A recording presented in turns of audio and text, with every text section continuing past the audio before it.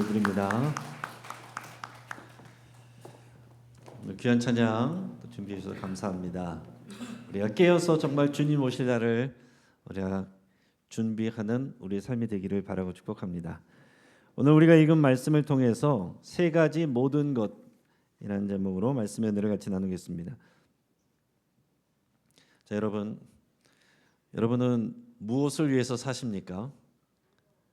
무엇을 목적으로 사십니까? 여러분들이 이 세상을 떠날 때에 주변에 사랑하는 사람들에게 마지막으로 무엇을 당부하실 겁니까? 그 마지막 당부는 여러분들이 무엇을 위해서 살아왔는지, 여러분의 인생은 무엇이었는지 그것을 보여주는 단서가 될 것입니다. 우리 유명인들의 마지막 당부를 제가 살펴보니까 이렇습니다. 우리 음악가 베토벤은 이렇게 얘기했습니다. 친구들에게 부탁하네. 내가 죽으면 내 미완성 작품들을 꼭 정리해 주시게.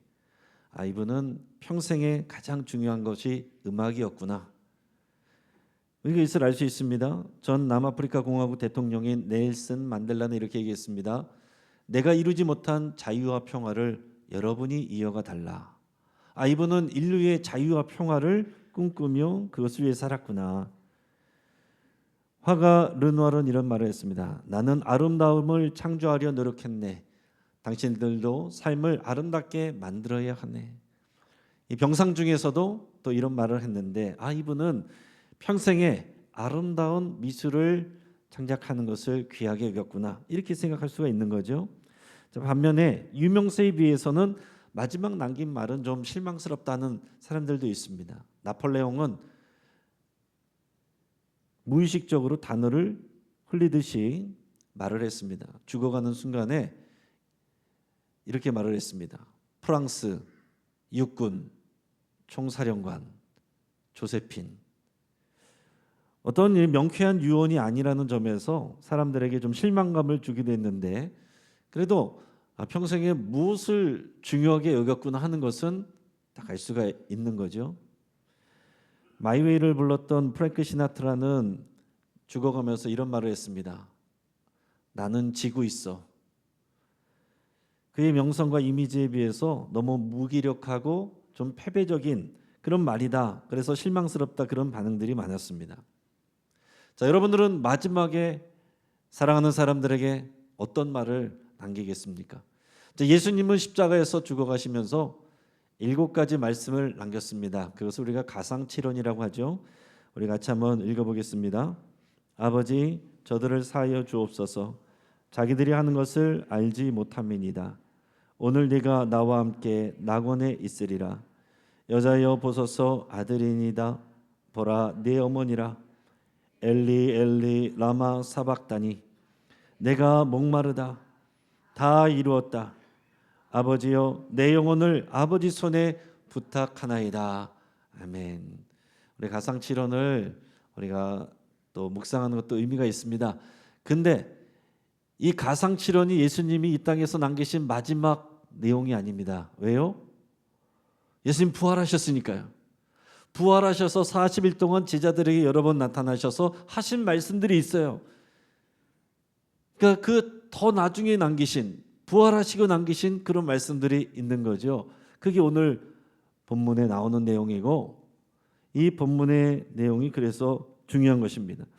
자, 예수님께서 부활하시고 나서 갈릴리에 있는 한 산에서 가룟 유다 이제 빼고 죽었고 11 제자를 만나서 그들에게 마지막 중요한 명령을 내립니다. 마지막 당부예요. 그러니까 예수님께서 이 땅에 오셔서 하셨던 모든 말씀, 모든 일들, 그것을 다 하나로 합쳐서 마지막 당부, 마지막 명령. 그래서 이 말씀을 지상 최대의 명령, 또 예수님의 최후 명령, 선교 명령, 이렇게들 말합니다. 그만큼 중요하다는 거예요.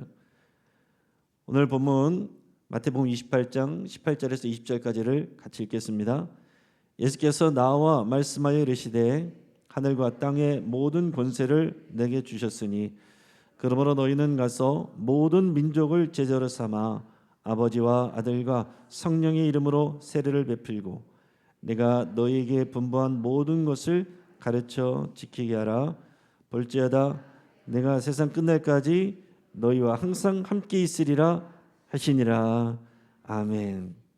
여러분, 교회 좀 다녀본 분들 치고 이 말씀 안 들어본 분들은 아무도 없을 겁니다. 그만큼 유명하고 그만큼 중요한 말씀이에요. 그 성경에 많은 말씀들이 있지만 그 많은 말씀들을 담아내는 주머니 같은 그런 중요한 말씀이에요. 그래서 여러분, 이 말씀은 단지 선교 많이 해라, 전도하라 그런 정도의 말씀이 아니라 우리 인생의 목적을 알려주는 말씀입니다. 따라서 오늘 이 말씀 안에서 저 여러분들은 인생의 목적을 발견해야 되고 우리의 삶이 이 말씀 안에서 풀어져야 되고 해석져야 되고 적용되어야 되고 실천되어야 됩니다. 그래야 하나님이 우리를 이 땅에 보내신 그 목적에 맞게 우리 삶이 또 사라지게 된다 하는 얘기입니다. 저 여러분들은 하나님께 받은 것이 많습니다. 돈도 받았고 건강도 받았고 생명도 받았고 능력도 있고 직장도 있고 교회도 또 허락받았고 좋은 환경도 받았고 여러 가지 많은 것을 받았습니다. 자, 하나님께서 이 모든 것을 주셨는데 나와 내 가족 그냥 평생 행복하게 건강하게 잘 살아라, 그게 다가 아니란 얘기. 그렇게 되면 여러분, 우리는 인생의 의미를 찾지 못하고 계속해서 끊임없이 남들과 비교하다가 열등감에 느끼든지 빠지든지 자만하게 되든지 마지막에 가서는 내가 뭘 위해서 살았나 허무감에 빠지며 인생을 마감하는 모습들이 또 일반적인 모습이. 우리가 무엇을 위해서 살아가는가? 하나님께서 나를 이 땅 가운데 왜 보내셨는가? 내가 받은 모든 은사와 능력들은 무엇을 위해 사용하라고 주셨는가? 이게 오늘의 말씀 안에서 여러분 다 이것이 풀어지고 여러분들이 고백으로 새겨져야 된다 하는 얘기입니다. 그것을 한마디로 표처럼 만든 것이 앞에 있는 말씀이에요. 따라하겠습니다. 살아나는 교회, 살리는 교회. 여러분, 이것이 우리의 인생입니다. 말씀 안에서 우리가 살아나는 거예요. 구원을 받고 하나님의 자녀가 되는 거. 근데 그게 끝이 아닙니다. 그 다음에는 우리에게 이런 선물을 받은 사람들에게는 사명이 주어져요. 그게 뭡니까? 누군가를 살리는 교회로서 살아가는 것입니다. 그러니까 오늘 우리가 누리고 있는 모든 것들은 우리는 이제 구원을 받은 우리는 누군가를 살리는 인생으로 보냄받았다. 이게 우리의 고백이다라는 것입니다. 아직 내가 예수님을 믿지 않고 구원의 확신이 없는 분들은 살아나는 일이 먼저 필요하겠고요. 그 예수님을 믿은 믿음이 있는 분들은 누군가를 살리는 일에 하나님이 나를 사용하시고 그 일을 위해서 복을 주셨구나, 그거를 깨달아야 된다 하는 얘기입니다. 저는 그 일을 위해서 목회자로 부름받은 거고요. 그래서 이 목회자로 살아가는 것입니다. 저희 인생의 목적은 목회자가 되는 게 아니에요. 목회자로서 어떤 많은 뛰어난 능력으로 나타내고 유명해지는 게 목적이 아닙니다. 이거는 과정이고요. 다른 사람을 살리고 누군가의 생명을 살게 하는 그 일을 위해서 쓰임을 받는 것입니다. 그 일을 위해서 하나님이 저를 부르신 것은 목회의 사명으로 부르셨다, 이 고백으로 하는 것이고, 여러분들은 여러분들의 자리에서 여러분들의 하는 일들과 여러분들의 모습과 여러분들의 달란트를 가지고 쓰임을 받는 거죠. 여러분들은 오늘 주님의 말씀을 새롭게 묵상하면서 하나님께서 우리를 부르신 인생의 의미와 또 이 땅에 보내신 인생의 사명을 잘 확인하시길 바랍니다. 그러기 위해서 오늘 본문을 잘 이해해야 되고, 오늘 본문을 잘 이해하는 방법의 하나가 여기에 있는 키워드가 있습니다. 모든 것. 세 가지의 모든 것이 나오는데 그것을 여러분 잘 이해하시기 바랍니다. 첫 번째는 모든 권세라고 그랬습니다. 따라하겠습니다. 모든 권세. 오늘 본문 말씀 18절 말씀을 같이 읽겠습니다. 예수께서 나와 말씀하여 이르시되 하늘과 땅의 모든 권세를 내게 주셨으니. 아멘. 자, 예수님이 제자들의 이 말씀을 하면서 시작하시는 거예요. 부활하신 예수님에게 하늘과 땅의 모든 권세를 하나님이 주셨다는 겁니다. 예수님은요, 하나님의 아들이셨습니다. 그러나 인간의 몸을 입고 이 땅에 오셨어요. 그래서 인간의 연약함, 인간의 한계, 그 안에 갇혀 계셨습니다. 물론 대단한 기적도 일으키셨고 대단한 말씀도 또 선포하셨지만은 그러나 인간의 연약함을, 저와 여러분들과 같은 인간의 연약함을 그대로 느끼고 그대로 그 안에 지냈다는 얘기예요. 갈릴리에서 예루살렘까지 대략 5일에서 7일 동안 걸어갑니다. 예수님은 하나님의 아들이니까 날아가는 게 아니에요. 힘들게 똑같이 걸어갑니다. 그러니까 피곤하면 밤에 자야 돼요. 힘들면 중간에 쉬어야 돼요. 배고프면 밥을 먹어야 됩니다. 목마르면 물을 마셔야 됩니다. 예수님 똑같아요. 성경에는 안 나와 있지만, 자, 질문하겠습니다. 예수님은 화장실을 갔을까요? 안 갔을까요? 예수님 화장실 가셨습니까? 성경이 없는데요. 이건 상식적인 일이죠. 당연히 가셨죠. 예수님 대소변 처리하시는 겁니다. 굳이 쓸 이유가 없어서 안 쓰는 거예요. 하나님의 아들이시만 인간의 모든 연약함을 그대로 다 경험을 하시는 거예요.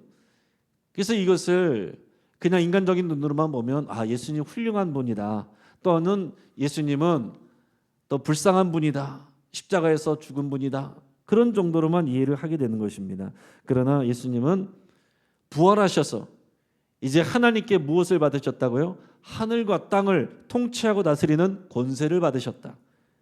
그거예요. 이제 하나님은 예수 그리스도의 이름을 통해서만 역사하십니다. 놀라운 일이죠.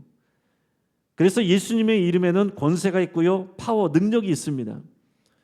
우리가 하나님이 주신 인생의 목적을 감당하고 순종할 때 이 예수님의 권세가 작동하는 거예요. 여러분, 이 권세란 게 뭡니까? 말하면 이루어지는 게 권세예요. 자, 예를 들어서 우리가 목욕탕에서 목욕할 때는 너나 할 것이 뭐 다 똑같습니다. 자, 그런데 바깥에 나와서 누군가는 딱 직장으로 갔는데 재판관 옷을 입고 법복을 입고 딱 재판정에 서요. 그는 재판관입니다. 그러면 그분이 하는 말은 재판을 해서 딱 선고를 하면 그게 현실이 됩니다. 다른 사람이 말한다고 해서 되진 않아요. 판사가 말해야 됩니다. 그게 권세입니다. 자, 똑같이 목욕하고 나왔는데 어떤 사람은 경찰복을 입고 나와서 교통정리를 합니다. 경찰이 지시하는 대로 차들이 서기도 하고 가기도 합니다. 가라고 하면 가고 서라고 하면 서야 돼요. 여러분, 그게 권세입니다. 하늘과 땅의 모든 일들을 예수님께서 말씀하시면 그게 현실이 되고 이루어진다는 거예요. 그게 권세입니다. 여러분, 이 땅에서 사람들도 그런 파워를 갖기를 원하죠. 권력과 권세를 갖기를 원합니다. 그래서 그것을 위해서 많이 노력하고 또 그것을 소유하기도 합니다. 부러워하기도 하고 자랑하기도 합니다. 하지만 이 땅의 권세는, 이 땅의 파워는 일시적이죠. 은퇴하면 끝입니다. 그러나 우리 주님이 받으신 이 권세는 영원한 것입니다. 예수님의 권세와 능력은 그분의 이름에 있어요. 그래서 기쁜 소식이 여기 있는 것입니다. 예수님을 믿는 저와 여러분들에게 예수님의 이름이 우리 안에 있어요. 예수님이 우리 안에 있습니다. 그 이름 안에 하늘과 땅을 다스리고 통치하는 권세가 있단 말이에요. 그 하늘과 땅을 다스리고 통치하는 그 권세가 예수 이름을 통하여 우리 안에서 역사한다는 얘기입니다. 얼마나 기쁘고 놀라운 일입니까? 그래서 예수님의 이름으로 기도하는 거예요. 그러나 어떤 분들은 가끔 오해하셔서 예수님의 이름으로 기도하는 것을 주문처럼 생각하는 분들이 있습니다. 그건 아니거든요. 예수님의 이름으로 기도하는 걸 깜빡했다. 하나님은 그래도 들으시고 응답하시는 거예요. 주문이 아닙니다. 중요한 거는 예수님의 이름의 능력을 믿는 거예요. 그분과의 관계 안에 사는 것입니다. 그럴 때 예수 이름을 통해서 예수의 이름으로 하나님의 능력이 우리에게 임하게 되고 또 펼쳐지게도 되는 것입니다. 자, 일제강점기 이전에 우리나라에 조선 땅에 왔던 서서평 선교사님이란 여성 선교사님이 있습니다. 처녀의 몸으로 와서 또 간호사 일들과 복음 사역을 감당했던 분입니다. 이제 원래 이름은 엘리자베스 쉐핑이라는 분인데 이 쉐핑이라는 이름을 이제 우리말로 서서평 이렇게 이제 풀어서 이름을 했어요. 자, 이분이 특히 전염병이 도는 콜레라, 장티푸스 이런 전염병이 돌 때에 이 환자들을 돌봤습니다. 돌보면서도 항상 기도할 때 예수님의 이름으로 기도하고 예수님의 이름을 의지해서 그들을 돌봤습니다. 놀라운 것은 그녀는 단 한 번도 전염병에 감염되지 않고 끝까지 사역을 완수했다 하는 것입니다. 물론 그렇지 않은 사람들도 있겠죠. 똑같이 믿음으로 기도하면서 했는데 걸리는 사람이 있을 수도 있습니다. 그러나 이렇게 하나님께서 역사하시는 일들도 있습니다. 다 똑같을 수는 없겠지만은 이런 역사도 있다는 것을 말씀드리는 거예요. 또 1948년 여수순천 반란 사건 때 우리 잘 아는 손영원 목사님의 사랑하는 두 아들이 이 공산당 청년의 총에 맞아서 죽게 됩니다. 너무나도 슬프고 고통스럽지만 이 손영원 목사님 예배 시간에 이렇게 선포했어요. 나는 예수 그리스도의 이름으로 내 아들들을 죽인 그 사람을 용서합니다. 여러분, 예수 이름의 권세의 가장 큰 능력은요, 기적을 일으키는 게 아니라 용서하는 일입니다. 내 수준으로 날 수 없는 일을 예수 이름으로 선포하는 거예요. 용서를 선포하는 것입니다. 예수님이 하신 가장 큰 일은 뭐예요? 떡을 많이 만들어낸 게 아니라 십자가에서 죽어서 용서를 이뤄내신 것입니다. 화해를 이뤄낸 것입니다. 예수 이름의 가장 큰 능력은 용서와 화해예요. 손영원 목사님이 자기 두 아들을 죽인 안재선이라는 청년을 자기의 양아들로 삼아서 평생 그를 사랑하고 돌봤습니다. 양육했습니다. 저기 보는 사진의 왼쪽에 두 젊은이가 죽은 큰아들 둘째 아들이고, 오른쪽의 젊은이가 내 아들을 죽였지만 이제 양자로 삼아서 아들이 된 안재선이라는 청년입니다. 하나님은요, 예수 그리스도의 이름을 통해서만 역사하기로 작정하셨습니다. 그리고 그 이름을 우리에게 주셨어요. 여러분, 이것이 얼마나 놀라운 일이고 능력 있는 일인지 모릅니다. 우리가 주님의 일에 순종할 수 있는 근거가 여기 있어요. 나는 알 수 없습니다. 나는 능력이 없습니다. 그러나 예수 이름의 권세가 있고 능력이 있고 순종하는 자에게 주님이 일하시고 역사하신다 하는 것입니다. 오늘 이 말씀을 이해할 수 있는 두 번째 말은 모든 민족이에요. 따라하겠습니다. 모든 민족. 본문의 19절 말씀을 같이 읽습니다. 그러므로 너희는 가서 모든 민족을 제자로 삼아 아버지와 아들과 성령의 이름으로 세례를 베풀고. 아멘. 이 말씀이 우리에게 너무나도 당연하게 와닿았죠. 그런데 여러분, 이 말씀을 그 당시 들었던 제자들은요, 굉장히 소화하기가 어려운 말씀이었어요. 지금도 유대인들, 유대교는요, 이 말씀을 소화 못합니다. 생각을 해보십시오. 평생 이 사람들은요, 하나님의 선택받은 백성으로 살았는데 그 기준은 뭐냐면은 이 율법을 지키는 거예요. 그 율법의 핵심은 뭐냐면 이제 거룩인데, 거룩이란 건 어떤 거냐면 이 주님을 알지 못하는, 하나님을 알지 못하는 사람들과 구별돼서 살아가는 거예요. 저들처럼 먹지 않고, 저들이 하지 않는 일을 하고, 저들이 하지 않는 제사를 드리고, 저들이 하지 않는 일들을 순종하며 지키는 것, 이게 그들의 아이덴티티예요. 아이덴티티고 정체성입니다. 유대인의 정체성입니다. 자, 그런데 그렇게 살아왔는데 예수님께서, 부활하신 예수님이 나타나셔서 이제 말씀하실 때 모든 민족으로 제자를 삼아라. 그 얘기는 이방인들에게도 복음을 전하고 그들을 구원하라. 그들도 하나님의 백성이 된다, 이 말씀이거든요. 거기서 소화가 잘 안 되는 거예요. 평생을 그렇게 살지 않았는데 달라지는 것입니다. 새로운 시대가 온 거예요. 지금도 이스라엘 사람들, 유대인들은요, 이걸 모르고 또한 알아도 받아들이지를 않습니다. 그래서 그 사람들은 전도를 안 해요. 구약의 말씀처럼 자식에게만 신앙을 전수하면 되거든요. 자, 그런데 그 사람들이 성경 말씀을 잘 몰라서 그런 거예요. 구약의 말씀에 이미 모든 민족을 구원하시겠다는 하나님의 계획을 말씀하셨습니다. 창세기 12장 3절 같이 읽겠습니다. 너를 축복하는 자에게는 내가 복을 내리고 너를 저주하는 자에게는 내가 저주하리니 땅의 모든 족속이 너로 말미암아 복을 얻을 것이라 하신지라. 아멘. 하나님께서 이스라엘 백성의 또 시조가 되는 아브라함에게 주신 약속의 말씀입니다. 뭐라고 그랬습니까? 너를 통해서, 너희 민족을 통해서 땅의 모든 족속이 복을 받을 것이다. 구원받는다는 얘기예요. 이사야서 49장 6절 말씀 또 읽어보겠습니다. 그가 이르시되 네가 나의 종이 되어 야곱의 지파들을 일으키며 이스라엘 중에 보존된 자를 돌아오게 할 것은 매우 쉬운 일이라. 내가 또 너를 이방의 빛으로 삼아 나의 구원을 베풀어서 땅끝까지 이르게 하리라. 아멘. 예수님이 이 땅에 오시기 7, 800년 전에 이사야 선지자를 통해서 하나님이 주신 말씀입니다. 이스라엘 백성 구원하는 건 쉬운 일이고 너를 이제 이방의 빛으로 삼아, 그리스도를 이방의 빛으로 삼아 나의 구원을 땅 끝까지 이르게 할 것이다. 이게 하나님의 약속이었습니다. 근데 유대인들은, 제자들은 이거를 잘 이해를 못했어요. 사랑하는 여러분, 복음을 증거하고 전도하는 사명에 대상에 제한이 없습니다. 모든 민족, 모든 사람이에요. 그러니까 우리는 모든 사람에게 복음을 전해야 됩니다. 현재 우리나라는요, 교회를 안 다니는 사람들이 훨씬 더 많습니다. 코로나 이후에 더 많아졌고, 나는 그리스도인이라 말하면서 교회를 안 나가는 가난한 성도들도 많아졌습니다. 예전에는 학교에는 저희 때만 해도 뭐 절반 이상이, 뭐 3분의 2 정도가 다 교회 다니는 친구들이 많았는데, 요즘에는 반에서 한 명 있을까 말까. 그럼 아이들이 신기한 눈으로 쳐다본다고 하잖아요. 그야말로 지금 학교도 선교지예요. 근데 우리가 긍정적으로 생각하면은 우리가 전도할 사람이, 구원해야 될 사람이 주변에 도처에 널려 있구나 하는 것입니다.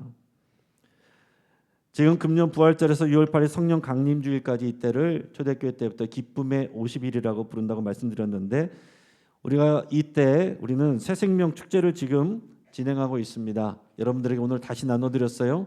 저번에 나눠드린 것 갖고 다니시는 분들도 있으실 텐데 아마 많은 분들은 어디 있는지도 모르시는 분들이 많으실 것 같아서 다시 나눠드렸습니다. 다시 작정하시고 여기에 명단에 이름을 쓰시는 것부터가 주의 사명에 우리가 순종하는 일입니다. 난 교회 다닌 지 얼마 안 됐는데요, 초신자들이 쓸 분들이 많죠. 그래서 교회 오래 다니신 분들은 다들 내 주변에는 교회 안 다니는 사람들이 없어요 이렇게 말하는 분들이 많지만, 그러나 곰곰이 생각해 보십시오. 여러분들의 가족들 중에도 있고요, 여러분들이 이 사람은 아예 교회 안 다닐 거야 제껴버려서 그렇지 안 믿는 사람이 왜 없습니까? 일단 이름 쓰고 기도하는 것부터 시작을 하시라고요. 그리고 뿐만 아니라 이미 우리 교회 나왔지만 현재 지금 교회 잘 못 나오고 있는 분들이 있습니다. 장기 결석자들이 있습니다. 코로나 이후로 신앙이 침체되어 있는 분들도 있습니다. 그런 분들도 쓰세요. 그런 분들도 회복해야죠. 처음 믿는 사람들만 대상이 아니라 이렇게 신앙생활을 쉬고 있는 분들, 방황하고 있는 분들도 모두 대상이 되는 거예요. 그리고 여러분 집 앞에서 만나는, 종종 만나는 분들 이름을 몰라도 뭐 402호 아줌마, 7층 아저씨 이렇게 써놓고 그렇게 여러분 접근하시는 거예요. 또 매일 만나는 편의점 주인, 알바생 얼마든지 여기다 대상이 될 수 있습니다. 그리고 새가족부는 지금까지 방문하셨던 분들, 또 그분들의 연락처를 통해서 또 초청하시고 또 이렇게 섬겨주시기 바랍니다. 그리고 중요한 거는 기도하기를 시작해야 되는 거예요. 기도하기를 시작해야 되는 거예요. 가장 좋은 것은 새벽에 기도에 나오셔서 기도하기를 시작하세요. 생명 구원하는 일이 그냥 육체로도 애 하나 낳는 게 그렇게 힘든 일인데 거저 됩니까? 기도하지 않고 어떻게 생명 낳는 일이 되겠습니까? 그러니까 여러분 전도하려고 하면은 기도하게 되는 거예요. 기도는 안 하고 전도는 하려고 그런다. 그러고서는 안 된다. 작정하시고 기도하시고 내가 애쓰고 수고하면 열매는 주님이 맺게 하시는 거예요. 그리고 오늘 소개해드렸던 것처럼 이렇게 전도의 도구를 드렸습니다. 이슬비 편지. 그래서 여러분들이 작정하신 분들이 있으면 요즘은 당연히 카톡이나 문자로 다 하지만, 그러니까 오히려 손글씨를 써서 가능하면 우표 붙여서 이렇게 보내시면, 처음에는 이게 뭔가 그럴 수도 있겠지만 점점점 이슬비에 또 땅이 젖듯이 그분들의 마음이 또 이렇게 열리고 할 수 있다는 거죠. 또 그렇게 해서 관계를 맺으셔서 좋은 친구가 되시고 좋은 이웃이 되시기를 바랍니다. 꼬쇼란 얘기가 아니에요. 여러분들이 먼저 좋은 이웃이 되고 좋은 친구가 되고 그게 생명으로 이끌어오는 통로가 되시란 얘기입니다. 근데 다른 교회 다니는 분들 적지 마세요. 절대로. 신앙생활 안 하고 계신 분들, 못 하고 계신 분들, 그런 분들을 위해서 우리가 쓰임을 받아야 되는 거예요. 또 나가서 이 교회 모든 행사들을 여러분 초청의 기회로 삼으시기를 바랍니다. 그래서 6월 8일만 초대하라는 얘기가 아니에요. 그 안에 있는 모든 행사들을 다 이용하시라는 것입니다.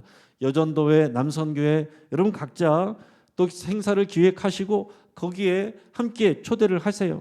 또 구역에서는 구역별로 함께 모임을 만드시고 또 같이 전도할 분들을 합력해서 초대를 하시고 만나십시오. 고기 구워 먹으려면은 고기 구워 먹을 때도 사람들을 초청해서 같이 음식을 나누세요. 가려면 캠핑할 때도 그런 분들 같이 초대해서 같이 하십시오. 가까운 분들끼리 서로 편하게 커피 마시러 할 때도 그럴 때 초청하시는 거예요. 교회 어떤 행사에만 데려라는 게 아니라 미리 그렇게 여러분들 관계를 맺고 초청하시고 만나시라 하는 얘기입니다. 광고 때 5월 3일 날 강서 동화축제 이번 토요일 날 있다고 했습니다. 그럴 때도 초청하세요. 우리 교회가 또 중요하게 역할을 맡아서 하는 이 귀한 축제에 또 그런 분들 와서 누리라고 하시고 또 소개도 하시고 또 자연스럽게 교인들하고 인사도 시키시고 또 5월 23일 날 금요일 날 새참 음악회 있다고 말씀드렸습니다. 점심때 1시간 우리 1층에서 부담 없이 새참으로 점심 드리면서 1시간 동안 좋은 음악회를 감상하시고 가실 수 있도록 그렇게 새참 음악회도 5월 23일 금요일 날 준비되어 있습니다. 여러분께서 그때도 초대를 하세요. 또 6월 1일 주일은 우리 설립 50주년 감사주일입니다. 자, 이때는 특별히 장기 결석하신 분들, 요즘 잘 못 나오고 계신 분들 다 구역별로 전화를 하셔서 함께 예배할 수 있도록 초대하십시오. 오전에 다양한 행사가 있고 오후 예배 때는 또 연합찬양대에 찬양 예배가 있습니다. 또 그렇게 소개하고 초대를 하세요. 그리고 6월 8일 주일에 말씀드린 것처럼 극단 비유를 초청해서 예배 때 마당극 잔칫날 공연한다 그랬습니다.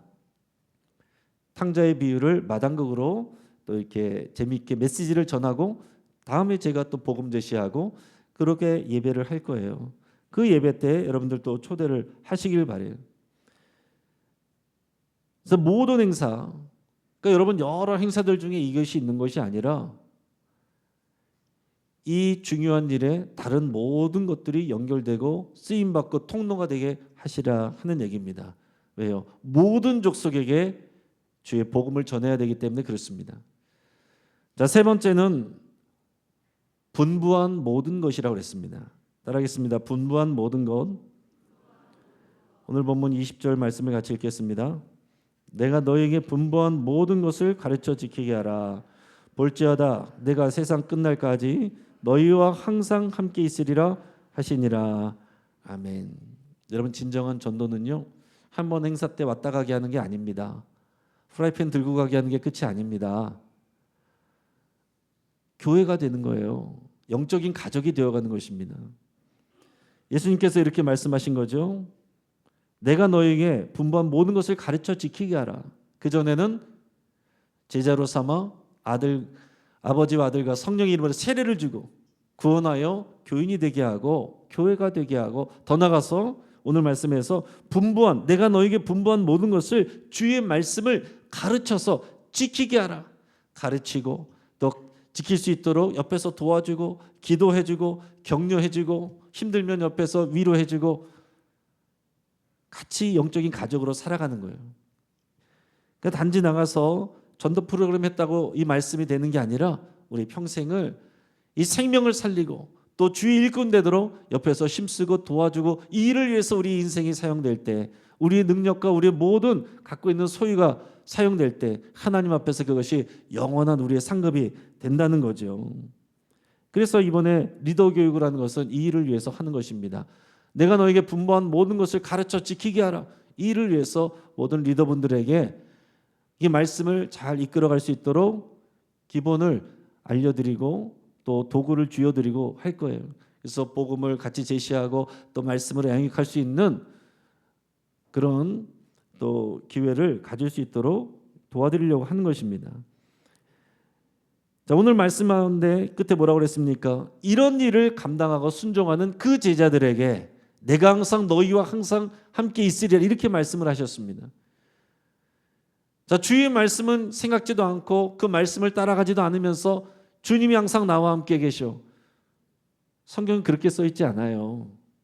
그러니까 우리의 말씀을 성경 말씀을 내가 읽고 싶은 대로 읽으면 안 돼요. 지금 이 제자들, 이 말씀을 듣는, 이 명령을 받는 그 제자들, 반드시 순종할 이 제자들, 그들에게 지금 말씀하신 거예요. 내가 항상 너희와 함께 있으리라. 여기에 숨어 있는 모든 것이 하나 또 있습니다. 뭐가 있습니까? 모든 시간이 있죠. 모든 시간. 항상, 항상이라고 표현했습니다. 항상은 다른 말로 하면 모든 시간이. 자, 이 일에 순종하는 너희에게 나는 모든 시간 함께 있을 것이다. 이렇게 약속을 주신 겁니다. 자, 사랑하는 여러분, 이제 말씀을 정리하겠습니다. 다시 한번 묻습니다. 여러분들은 무엇을 위해서 살아가고 있습니까? 마지막 세상을 떠날 때 사랑하는 사람들에게 어떤 당부를 남기고 무엇을 보여주겠습니까? 우리가 하나님 앞에 섰을 때 여러분 손에 무엇을 들고 나가겠습니까? 여러분, 이 땅에 있는 것들 다 놓고 가야 됩니다. 그러나 주의 말씀에 순종한 생명의 열매는 하나님 나라에 다 가는 거예요. 그걸 들고 가야 되지 않겠습니까, 여러분? 맛있는 음식 여러분 나를 위해서 계속 먹으면 나는 행복하다고 생각하겠죠. 결과는 어떻게 될까요? 내장에 지방 쌓여요. 현대병들 이것저것 다 옵니다. 그러나 거기에 전도 대상자들을, 구원을 받아야 될 사람들을 초청하고 함께 먹으면 그게 전도가 되고 사명을 감당하는 일이 되는 겁니다.